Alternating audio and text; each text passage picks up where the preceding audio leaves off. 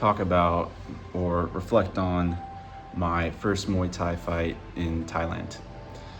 And so I just want to talk about that a little bit. So I was working in Colorado, where I'm from, and things weren't working out at the job I was at, so I ended up leaving that company, and soon after decided to take the opportunity and and come out to Thailand and fight in Muay Thai, which is something that I've been wanting to do for a number of years now, and I finally found the courage to do it. And so I got here in late September and trained for about 2 months and fought in late November, and I won the fight, which is great. So leading up to it, I was supposed to fight this French guy, and he had to bail out because he got an infection. So I ended up fighting a Thai guy. This was on the day of the fight too, as well. So they found another local Thai fighter. So I guess that's like it's not so abnormal. There's a number of fighters here that train and fight all the time, so it's not unheard of. A bit shorter than me, a little lighter. I mean, not too much lighter, but much more experience than I had. And I think I did pretty well. I stayed pretty composed, picked my shots. Round one went in my favor. I dropped him with a left cross, just got the timing right. Got back up right afterwards, though not like a huge shot, and landed some good kicks. Kicked me pretty hard on my legs as well. Round two, first shot is like a soccer kick to my groin, which kind of like disrupted my rhythm for the rest of that round. I was able to come back a bit, but that just happens sometimes, and that happened to me. But I stayed in it, and then round three, that's where I started to pick up the pace a bit more, and I kicked him some more with my left leg kick, and definitely felt that on his arm, so he was backing up a bit, and then I was able to finish the fight with a couple good knees, and he tapped out, and I won the fight, and it was a very surreal experience just be in the ring itself in front of a crowd fighting. Never done like a smoker or a amateur fight before, so it was like a big leap just to go from training to this.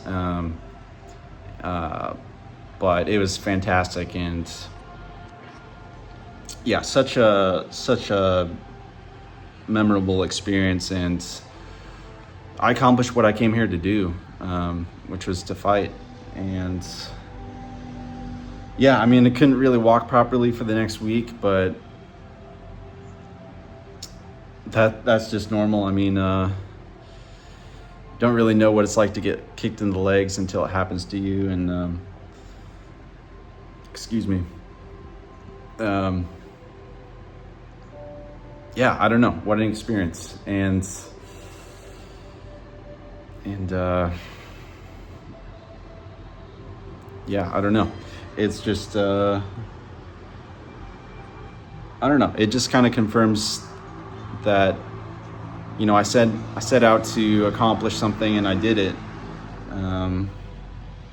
Here I am on the other side of it, so it's actually quite affirming, and even if I did lose the fight, I think I'd still be proud of myself for sticking to the training and following through with something that most people don't do. Even the people who train Muay Thai. I mean, majority of people don't step in the ring, and that's fine. I don't blame them. It's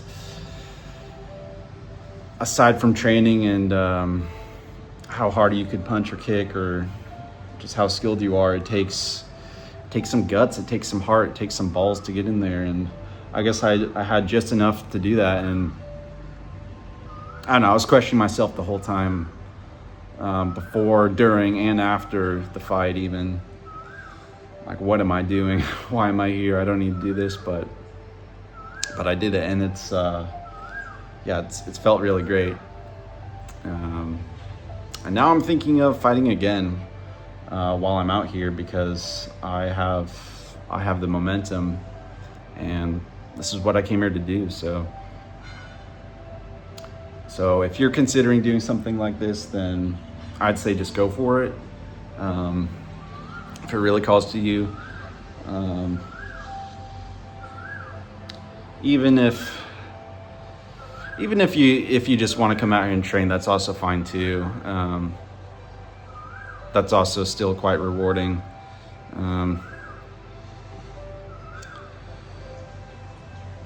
So there's that, and then I can also talk about just being out here in Thailand and how that compares to being in the U.S. And that could be a whole nother video, but I guess I'll just talk about it now. Yeah, I mean, I think there's endless videos and content on this, comparing and contrasting the quality of life. Need to stop saying quality of life, cost of living, just the overall vibe. It's really nice, and yeah, it really makes me think about life back at home and how I was living then. And I'm gonna go back, and now I'm kind of debating whether or not I should, maybe I should come out here and live here full time, because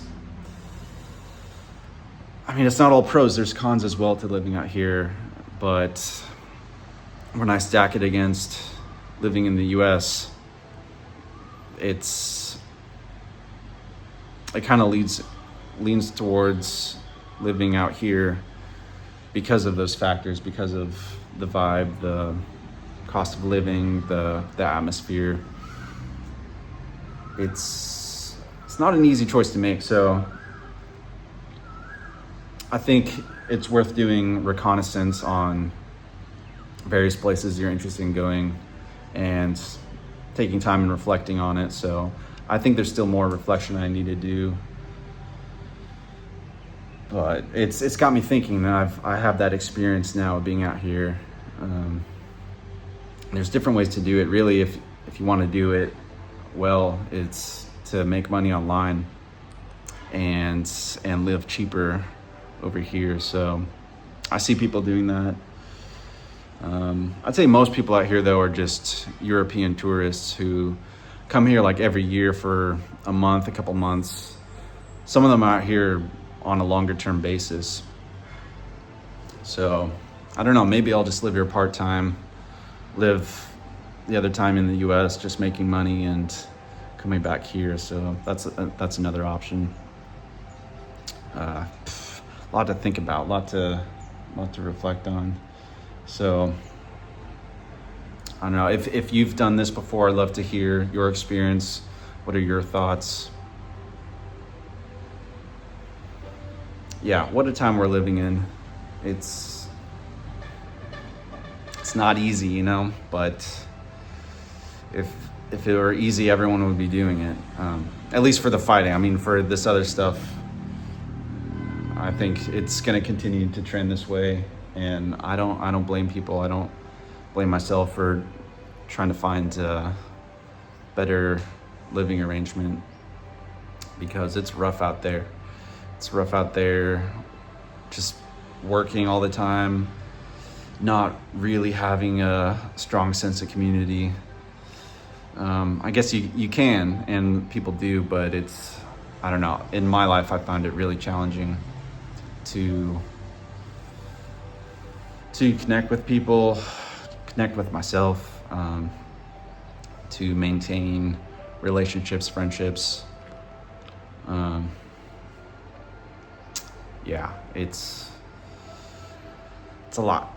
It's a lot. So I don't know. I'm just trying to get into this YouTube thing because it just seems like all pros pretty much. I mean, the amount of time I've spent watching other people's content where I know I can make my own and contribute my perspective, my creativity, my own worldview, and share it for, it's not even that much work, but it's just different kind of work from anything else I'm used to. So yeah, maybe it comes more naturally to some people than others, but that's, not to get into comparisons, because that's the thief of joy. Yeah, so the goal is to film my face some more.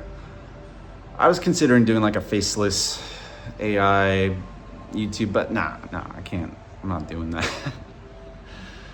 I don't know. I don't think people want that either. I think they value, and I value, just seeing someone yap into a camera, getting their perspective, getting their perspective. Yeah, it's valuable. So yeah, that's kind of where I'm at in life. So many questions, so many possibilities and opportunities, and it's uncomfortable. It's uncomfortable because the unknown is uncomfortable, but I'd rather live in the unknown and try and make something for myself than just repeat the same patterns over and over again, getting the same results. And yeah, I got burnt out. I got burnt out hard. And so yeah, here I am, onto a brighter future. That's the plan, at least. That's the goal. So yeah, that's it for this video. Like and subscribe. I'm gonna make more videos, even if it's at a certain rate, but yeah, I want to do this more. I think even if I don't blow up and get that YouTube change that I'm looking for, that comes with time, but I don't know. I think there's still value even just doing this, even if it doesn't get to that point. But I like to get to that point, but that's on me. It's on me, and it's on me to make good videos, share my story, share my perspective, and yeah, that's about it for now.